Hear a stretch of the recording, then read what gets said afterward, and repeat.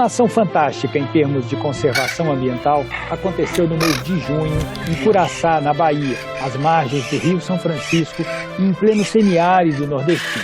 A soltura de 8 ararinhas azuis na natureza. O animal estava extinto na natureza desde o ano 2000.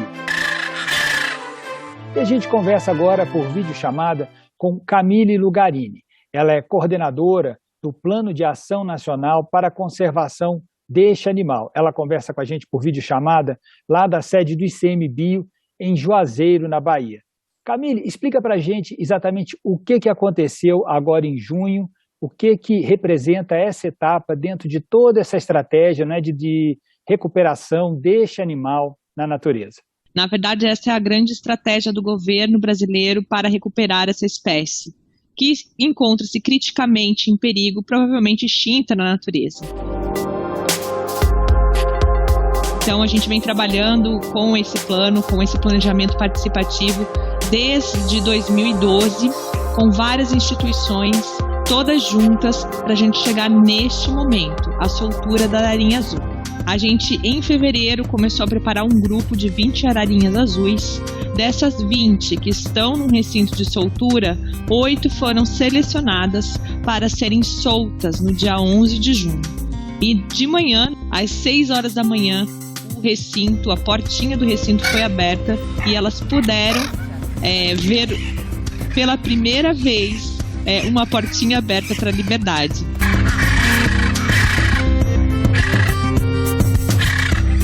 Como é que é feita essa adaptação dos animais? Quer dizer, são animais que não estão habilitados a viverem na natureza. Após anos em cativeiro, eles acabam perdendo algumas habilidades, né? Seja a habilidade de reconhecer algum fruto, a habilidade de fugir de predadores, eles vão perdendo ao longo das gerações. E não existe nenhum indivíduo na natureza para eles se basearem. Por isso, a gente trabalha com uma espécie que é muito parecida, que é a maracanã. E essa maracanã, ela tem os mesmos hábitos na região.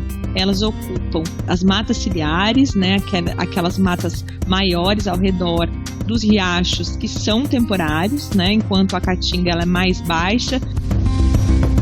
E outras espécies de cetacídeos, né, de papagaios, habitam essa outra área, e as maracanãs não, elas são muito mais parecidas com as ararinhas azuis. Por isso, a gente capturou algumas maracanãs de vida livre para integrar esse grupo e para que elas formem um grande grupo, porque essa família ela tem esse hábito de se reunir em grandes grupos, e esse grande grupo social ele ser solto junto para que as maracanãs elas sirvam como professoras, tutoras e que ajudem as ararinhas azuis a se adaptarem ao ambiente natural. Essa soltura que foi feita agora em junho, ela também é chamada de soltura branda. A gente tem 2 tipos de soltura. A soltura abrupta, né? Quando você pega uma gaiola, abre e aquele indivíduo não estava adaptado àquele meio. E essa aqui é a branda, onde os animais ficam um tempo naquele recinto, se adaptando àquele ambiente onde elas vão ser soltas. Então, elas já ficam nessa interação com o ambiente ao redor. Aí, quando o recinto é aberto, elas não são empurradas para fora do recinto, né? Elas ficam livres para saírem ou não saírem. E se saírem, a porta fica aberta para elas voltarem. E a gente também oferece uma suplementação de alimentação para que elas voltem. E se elas não conseguirem encontrar o alimento necessário, elas possam voltar. Como é que tem sido a reação das ararinhas azuis com essa portinha aberta, né? Eu vou te falar que foi exatamente o que a gente planejou.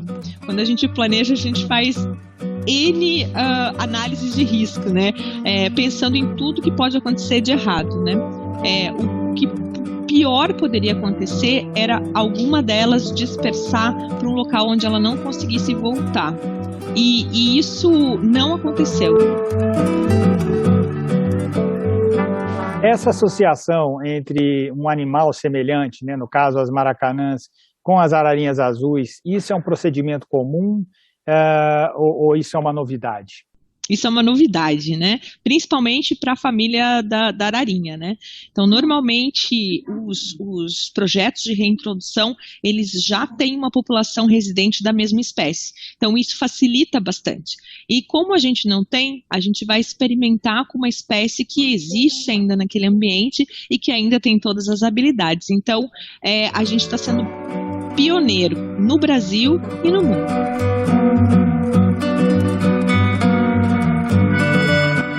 De Curaçá, no Juazeiro, aqui no Vale do São Francisco, ela já é utilizada há mais de 300 anos por diversas atividades econômicas.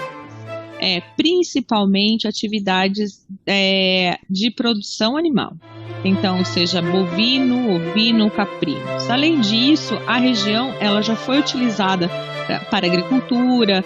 Existem outras atividades na região, como a mineração, além da instalação de barragens, né, principalmente no Rio São Francisco, que levou aí a uma diferença na hidrodinâmica da região. Então, todos esses fatores, eles contribuíram para o declínio da ararinha azul e eles não foram embora.